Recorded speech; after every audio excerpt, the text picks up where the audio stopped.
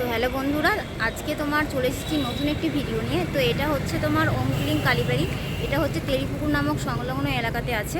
হ্যাঁ, তো তোমার এখানে কী কী মাহাত্ম্য আছে না আছে সব কিছু তোমাদের আমি বলে দিচ্ছি এবং মন্দিরগুলো তোমরা ঘুরে দেখাচ্ছি। তো তোমরা আমার ভিডিওটা পুরোটা দেখবে, স্কিপ করবে না। পুরো ভিডিওটা না দেখলে কিন্তু তোমরা কিন্তু কিছুই জানতে পারবে না, ঠিক আছে? তো ভিডিওটা আমার দেখতে থাকো এবং সঙ্গে থাকো, এবং কিন্তু আমাকে অবশ্যই কিন্তু কমেন্ট করবে, কারণ তোমাদের একটা কমেন্ট কিন্তু অনেক প্রয়োজন আমার জন্য। কারণ এতে আমি তোমাদের এই কমেন্টটা পেয়ে আমি মোটিভেটেড হয়ে আরও ভালো ভালো ভিডিও কিন্তু তোমাদের সামনে নিয়ে আসতে পারবো। তো চলো তোমাদের কিন্তু পুরো মন্দিরটা ঘুরে দেখাই। এবং মন্দিরে কিন্তু এখানে শুধু একটা মন্দির না, এখানে কিন্তু অনেকগুলো মন্দির আছে। এখানে মায়ের কী মাহাত্ম্য আছে সব কিছু তোমরা জানতে পারবে। চলো তোমরা ভিডিওটা কিন্তু দেখতে থাকো। তো চলে এসেছি আজকে নতুন একটা মন্দির নিয়ে তোমাদের সামনে। তো এটা হচ্ছে ওমক্লিং কালীবাড়ি।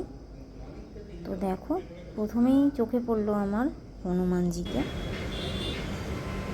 তো এটা হচ্ছে তোমার গিরি বাবার আশ্রম বা মা কালীর মন্দির। এটা ওনার স্মৃতির উদ্দেশ্যে তৈরি।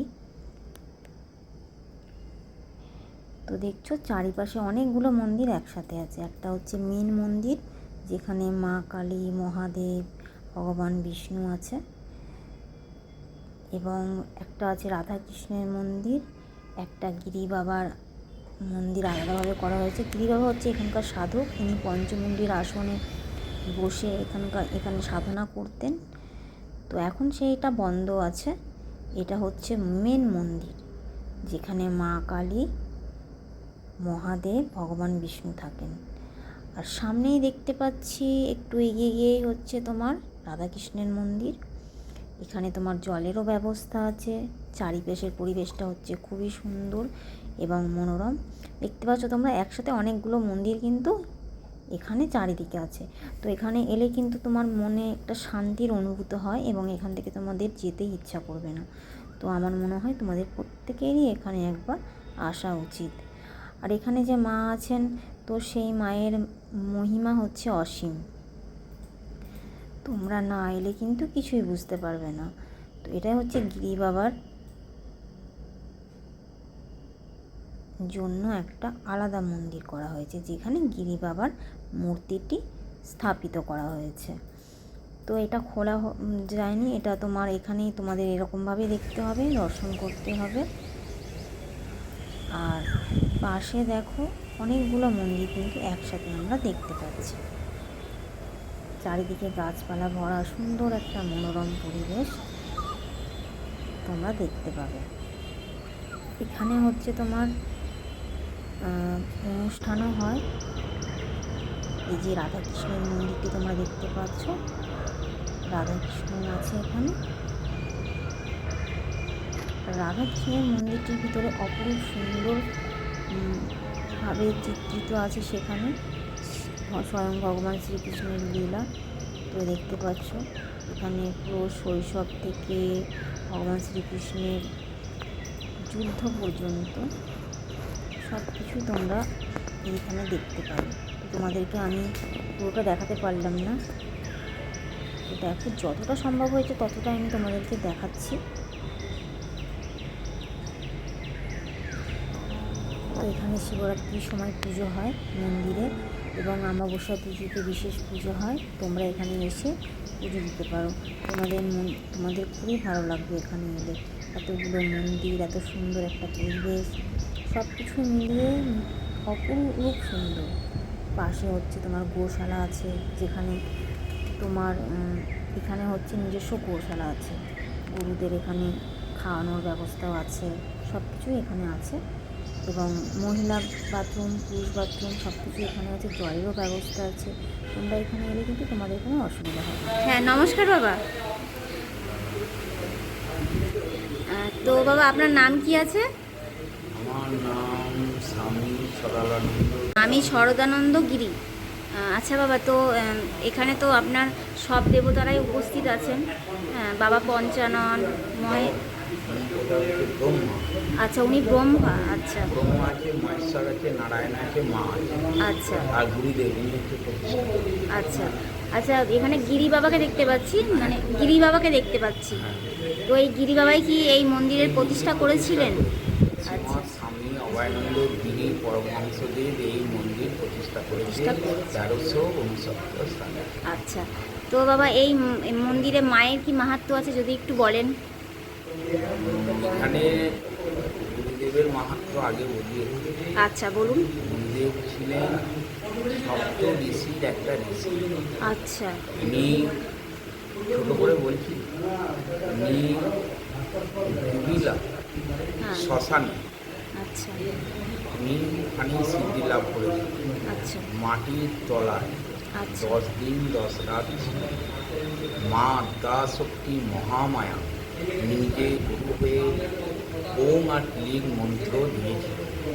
আচ্ছা। হ্যাঁ, আমিও শুনেছিলাম এই বাবার মহিমা, এই গিরি বাবার মহিমা আমি ছোটবেলা থেকে শুনে আসছি, যে ইনি অনেক বড় একজন সাধক ছিলেন। আচ্ছা, তো এই মন্দিরে উনি এই মন্দির প্রতিষ্ঠা করেছিলেন। এই যে ওম ওম ক্লিং ক্লিং হুম, এই যে লেখা রয়েছে, হ্যাঁ এগুলো এখন থাক তো আসছে। ক্লিং ক্লিং এই 4টে মন্ত্র, 4টে দেবতা। ওম হচ্ছে ব্রহ্মা, ওম হচ্ছে শিব, ক্লিং হচ্ছে নারায়ণ, ক্লিং হচ্ছে মা। আচ্ছা হ্যাঁ, আর উনি হোম আর ক্লিং মন্ত্রটা পরে পেয়েছিলেন। হোম ক্লিংটা মা দিয়েছিলেন। হোম ক্লিংটা উনি পরে আবার মা, দেবাদেবী মহেশ্বর আর মা এসে দিয়েছিলেন আচ্ছা হোম আর ক্লিংটা। তখন উনি সাজিয়ে নিলেন ওম ওম হোম ওম ক্লিং ক্লিং। ক্রিম। আচ্ছা আচ্ছা বাবা, তো মেন কথা এই মায়ের কি মাহাত্ম্য আছে যদি একটু বলেন? মায়ের মাহাত্ম্য এখানে অনেকই আছে। মায়ের অনেকই কৃপা দিয়েছে। আচ্ছা হ্যাঁ, মা এখানে খুবই জাগ্রত মা। যেমন আচ্ছা। একটা ঘটনা বলি। হ্যাঁ বলুন।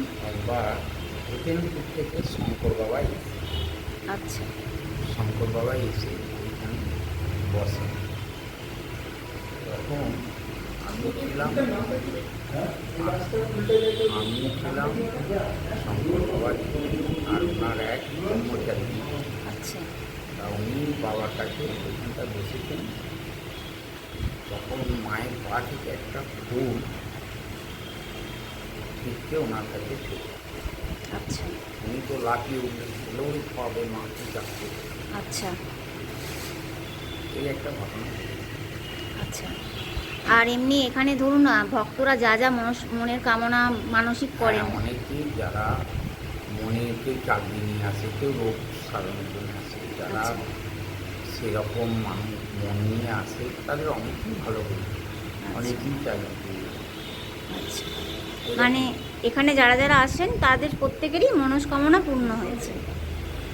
প্রত্যেকে না হলেও কিছু তো হয়। হ্যাঁ, কিছু না হলে মানুষজন কেন আসবেন মায়ের কাছে?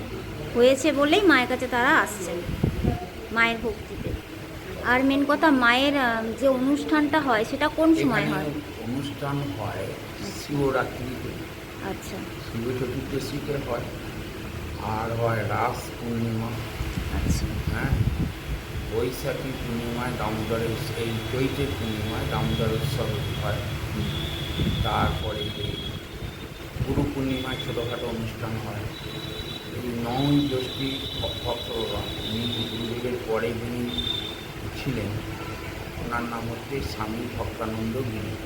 আচ্ছা ওনার তিরোধান দিবস 9ই জ্যৈষ্ঠী, তখন একটা উৎসব হয়। তারপরে ছোটোখাটো তো লেগেই থাকে। আচ্ছা। আর এমনি কি এখানে কি নিত্যভোগের আপনার ব্যবস্থা আছে? নিত্যভোগের ব্যবস্থা আছে, আগে থেকে একটু বলবেন। আচ্ছা, আর এর জন্য কি কোনো মূল্য নির্ধারিত আছে? মূল্য একদম নির্ধারিত নাই, ভক্তদের যা প্রাণ চায়। আচ্ছা, মানে ভক্তরা যেটা খুশি হয়ে দেবেন হ্যাঁ, সেটাই। আপনারা সেটাই গ্রহণ তার কাছে করবেন। করে বলা আগে আচ্ছা। এত কিছু হয়। আর এখানে কি আপনার দীক্ষা দেওয়ার ব্যবস্থা আছে? হ্যাঁ, দীক্ষা দেয়। এখন যিনি আছেন স্বরূপানন্দ গিরি, তিনি দীক্ষা দেন। উনি দীক্ষা দেন। আচ্ছা বাবা, আপনার সাথে কথা বলে খুবই ভালো লাগলো। আর আপনি যে আমাকে আপনার এত মূল্যবান সময় দিলেন তার জন্য অসংখ্য অসংখ্য ধন্যবাদ আপনাকে।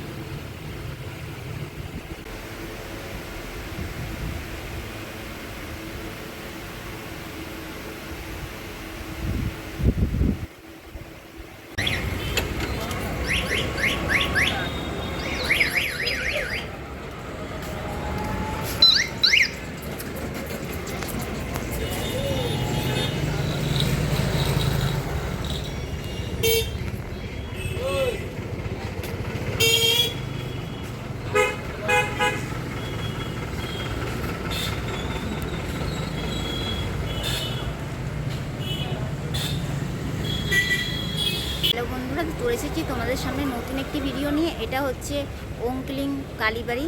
এটা তোমার বর্ধমানের তেলিপুকুর নামক স্থানে আছে।